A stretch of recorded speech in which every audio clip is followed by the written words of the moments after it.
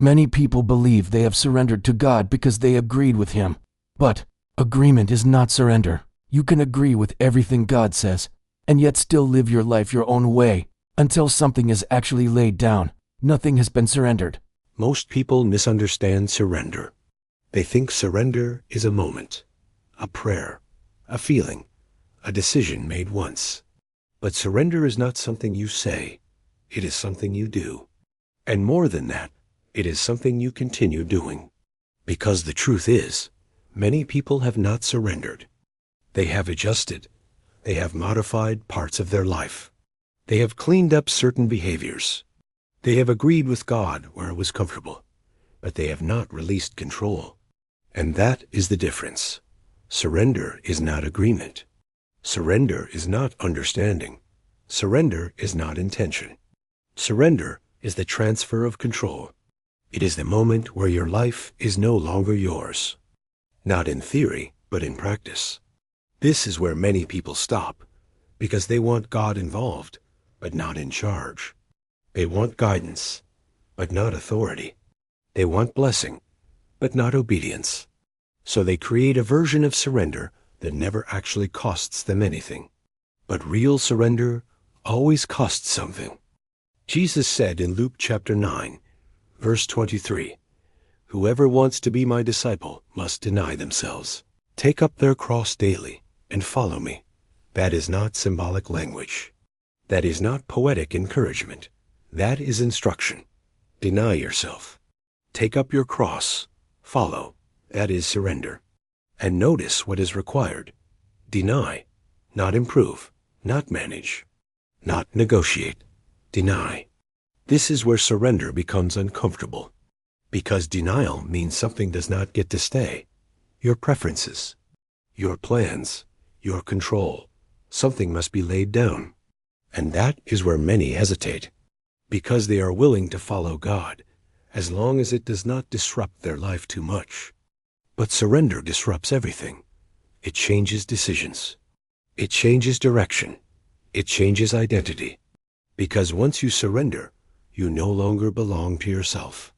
That is not language we like, but it is the truth. You are not your own. Your life is no longer directed by your will. It is directed by His. This is why surrender cannot be partial, because control cannot be shared. You cannot say, "God, you can have this part, but I will keep this." That is not surrender. That is negotiation.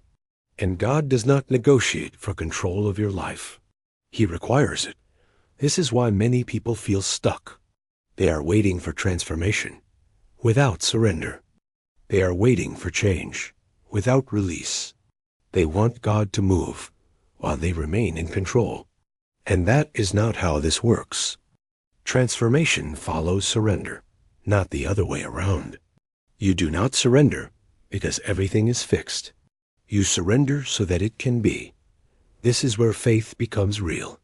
Not when you understand everything, not when you feel ready, but when you obey, even when it costs you something. Surrender is seen in decisions, not declarations. It shows up in what you choose. When obedience conflicts with what you want. When God says move, and you move. When God says stop, and you stop. When God says let go, and you release it. That is surrender, and it is rarely comfortable. Surrender requires trust, and trust is proven through action, not words. This is where many people misjudge themselves. They say, "I trust God," but their decisions say otherwise. Because when the moment comes, they choose what feels safe, what feels familiar, what feels controllable, instead of what God has said. That is not condemnation. That is clarity, because you cannot correct what you refuse to see. Surrender is not proven when everything is easy. It is proven when obedience costs you something. When it requires you to, walk away. Speak up. Change direction. Release control. That is where surrender becomes visible and why it is rare. Because most people will go as far as agreement, but stop at sacrifice. They will say yes until yes costs something. That is the dividing line. Not knowledge, not belief, not intention. Obedience. Real surrender always produces obedience, not perfectly, but consistently, because a surrendered heart responds. It does not resist. It does not delay. It does not negotiate. It yields. And that is what changes everything. Once surrender is real, your life is no longer centered on you. It is aligned with Him. Your decisions begin to shift. Your priorities begin to change. Your identity begins to detach from what you were and attach to who He is calling you to be. This is not instant, but it is real, and it is directional. You begin moving. You begin responding. You begin changing. Not because you are trying harder, but because control has been released. And where control is released, God moves. This is what many are missing. They are trying to produce change without surrender, and it will not work. Because the life God calls you to live cannot be lived from a place of control. It must be lived from a place of surrender. So the question is not, do you believe? The question is not, do you understand? The question is, have you surrendered? Not emotionally, not verbally, but actually surrendered. Have you given Him control?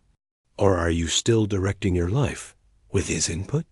Because those are not the same, and the difference determines everything, there is a moment where surrender becomes real. Not when you say it, but when you do it. When something is actually laid down. When control is actually released. When obedience actually happens. That is the moment, and it is different for everyone. But it always involves cost. Because surrender without cost is not surrender. It is comfort which has never transformed anyone. So the question becomes simple. Not easy, but simple. What are you still holding on to? What has God already addressed that you have delayed? What have you agreed with but not obeyed?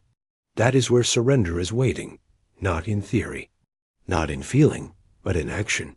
Until that step is taken, nothing changes. But the moment it is taken, then everything begins to change.